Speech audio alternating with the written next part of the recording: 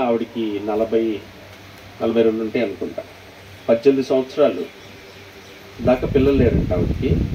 అన్న నేను ఫోన్ చేసి ఫోన్ నెంబర్ ఇచ్చి చెప్తుంది, అన్న ప్రే చేసినట్లుగా దేవుడి కృపను బట్టి మీరు అన్నట్లుగా నాకు ప్రెగ్నెంట్ కన్వీన్స్ అయిందని చెప్పింది. దేవుడికి స్తోత్రం.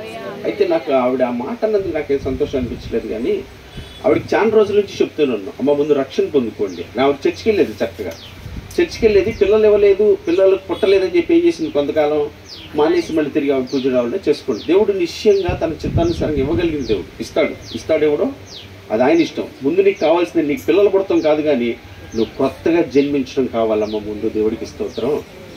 ఆయన ఇస్తాడు, ఇవ్వకపోతాడు, ఏదైనా చేస్తాడు. దానివల్ల ముందు మనం రక్షించబట్టే దేవుని యొక్క ముఖ్య ఉద్దేశం. దాన్ని నువ్వు తెలుసుకుంటే చాలా మంచిది అనిపించింది. దేవుడి స్తోత్రం కలిగిన కాక మన జీవితాల్లో ఎన్నో మేళ్లు చేస్తూ ఉంటాడు, ఎన్నో ఉపకార్యాలు చేస్తూ ఉంటాడు. ఒక రకంగా చెప్పాలంటే ఇక్కడ చాలామంది చెప్పలేక కూర్చున్న వాళ్ళు చాలామంది ఉన్నారు.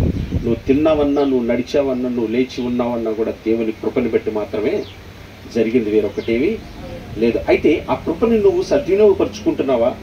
ఆ కృప యందు నువ్వు నిలిచి ఉంటున్నావా? ఆ కృపకి నువ్వు సాహసుడుగా ఉంటున్నావా?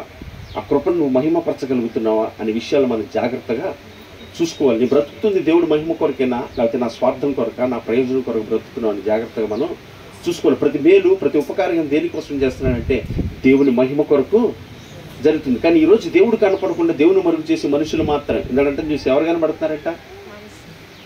వేరే కనబడుతుంది. ఆవిడ పొట్టిగానే ఉంటుంది, మరి ఆవిడ కనబడుతుంది అంటే వేరే గంటల దేవుడికి స్తోత్రం కలిగి ఆవిడే కనబడుతుంది. మనుషులు ఎందుకు కనబడుతున్నారంటే దేవుణ్ణి కనపరచలేకపోతున్నానేమో నేను.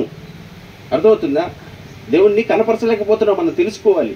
మనం సహాయం చేసి ఏం చేస్తాం, మనం చేసినట్టుగానే మొహం పెడతాం. ఏమంటే దేవుడి కృపలన్నీ అంటూ ఉంటాం. దేవుడికి స్తోత్రం కలిగి నేను కాదురా బాబు ఏసి ఇచ్చాడు తీసుకో అనేటటువంటి మాట.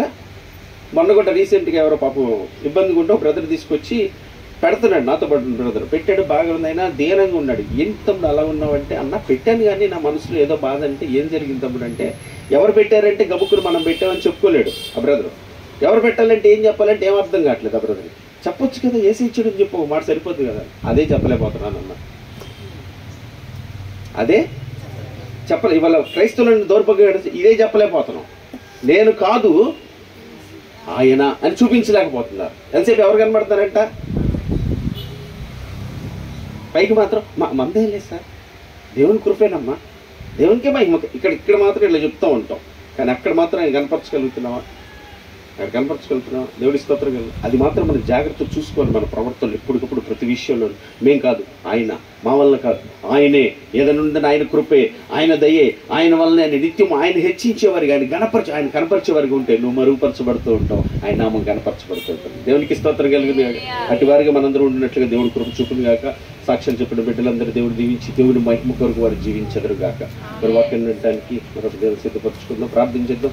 కళ్ళు మూసుకొని తనలో ఉంచినట్లయితే